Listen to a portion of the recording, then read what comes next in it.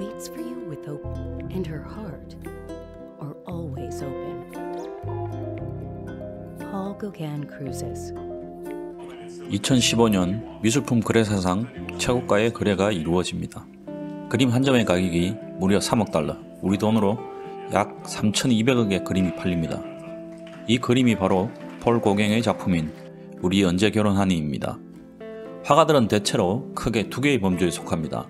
살아있을 때 이미 인정을 받아서 경제적으로 어려움 없이 작품 생활을 하는 부류와 살아있을 때 인정받지 못해 힘겨운 작품 생활을 하고 사후에 인정을 받는 경우입니다. 살아있을 때에는 고생만 하다가 나중에 인정을 받는 화가의 대표적인 경우가 바로 폴 고갱입니다. 고갱이 처음부터 경제적으로 힘들게 생활한 것은 아닙니다.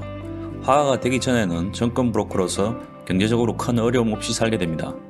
하지만 30대 중반에 정권 브로커를 그만두고 전업 작가로서의 삶을 시작하게 되면서 경제적으로도 어려워지기 시작합니다. 그림이 잘 팔리지 않았기 때문입니다.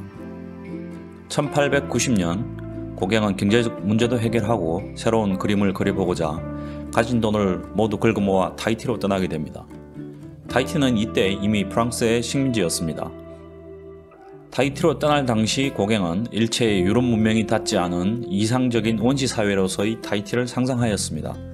그러나 고갱의 기대와는 달리 타히티의 수도 파페트는 이미 유럽화가 상당 부분 진행되어 있었고 고갱이 생각한 원시는 존재하지 않는 상태였습니다. 고갱의 작품 해변의 타히티 여인들을 보면 한 여인은 타히티의 전통 복장을 하고 있고 또 다른 여인은 유럽풍의 옷을 입고 있습니다. 이것이 바로 당시의 타히티의 상태였다고 할 수 있습니다. 타히티의 전통과 유럽의 양식이 뒤섞여 있는 상황이었다고 할 수 있는 것입니다. 1893년부터 2년 이상 머물면서 작품 활동을 한 고갱은 의기양양하게 다시 프랑스로 돌아가서 전시회를 열지만 사람들의 반응은 싸늘했습니다. 결국 1895년 다시 타히티로 돌아갑니다. 돌아온 고갱은 수도인 파페트를 떠나서 50km 이상 떨어진 먼 쪽에 거처를 마련하고 작품 활동을 하게 됩니다. 몇 년 전까지만 하더라도 타히티의 관광 코스 중 빠지지 않는 곳이 바로 고갱박물관이었습니다. 이곳에는 고갱이 타히티 시절에 집을 복원해 두고 있었으며 그의 유품들이 전시되어 있었습니다. 그러나 그의 진품 작품이 하나도 없고 파페테 시내에서 멀리 떨어진 곳에 자리하고 있어 경련난을 이기지 못해 지금 현재 문을 닫은 채로 있습니다. 그러던 중 1897년에 자신의 딸 알린이 폐렴으로 사망하였다는 소식을 듣게 되고 지병의 악화와 비톡촉에 시달린 고갱은 아주 침울한 시기를 보내게 됩니다.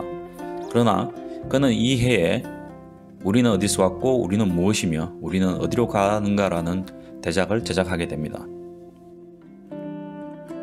고갱의 두 번째 타히티 섬 생활은 타히티의 섬 생활을 청산하고 히바오아 섬으로 옮긴 이후라고 할 수 있습니다. 이곳의 지리를 잘 모르는 분들은 마라케사 섬과 히바오아 섬이라고 얘기하기도 하는데 정확하게 얘기하면 마라케사 제도의 히바오아 섬입니다. 타히티보다 좀 더 원시적이고 미지의 세계를 찾고 있었던 고갱은 타히티에서도 오지 중의 오지에 속하는 히바오아 섬을 알게 되고 마지막으로 그곳으로 거처를 옮기게 됩니다.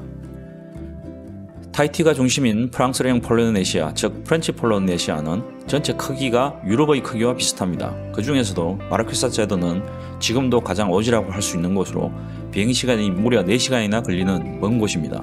거의 인간 문명의 끝이라고 할 수 있는 그런 곳입니다. 1903년 지병과 알코올, 약물 중독에 고생하던 폴 고갱은 이곳에서 심장마비로 혼자 쓸쓸히 죽어 그곳에 묻히게 됩니다. 지금도 이곳에 폴 고갱의 무덤을 찾는 이들도 있으며 그의 후손들도 이곳에 살고 있다고 합니다. 사후에 그의 화풍에 많은 사람들이 관심을 가지게 되었고 지금은 그의 작품이 최고가로 팔리는 화가가 되었습니다. 프랑스는 물론 타히티에서도 고갱은 엄청난 영향력을 가지고 있으며 고갱 이름을 딴 투어 상품이나 폴 고갱 크루즈도 운영되고 있습니다.